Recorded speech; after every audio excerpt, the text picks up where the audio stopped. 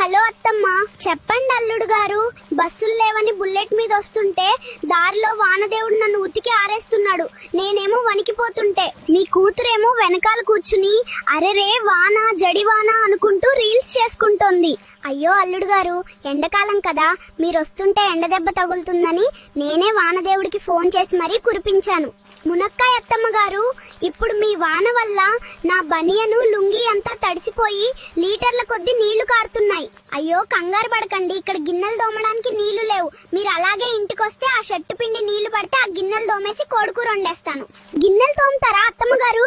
మీ కూతురేమో makeup కారిపోయి దెయ్యంలా కనిపిస్తోంది. నేనేమో నీళ్లలో నానిన బజ్జీలా అయిపోయాను. అసలు మీ ఊరికి దారి ఎక్కడైనా ఉందా, లేక ఈత కొట్టుకుంటూ రావాలా? అయ్యో నా బిడ్డ మేకప్ గారిపోయిందా అల్లుడు గారు? మీరు ఆ వానల్లో కొట్టుకుపోయినా పర్లేదు, నా సుకుమారి కూతురికి ఒక్క చినుకు తగలొద్దు. వెంటనే మీ షర్ట్ ఇప్పేసి నా బిడ్డకు గొడుగులా పట్టుకోండి. కూతురు మేకప్ మీద ఉన్న ప్రేమలో కనీసం పావలా వంతు కూడా ఈ అల్లుడి ప్రాణం మీద లేదు. ఆ కోడికూర మీరే తినేయండి. నేను ఈ వానలో పడి ఎక్కడికైనా కొట్టుకుపోతా.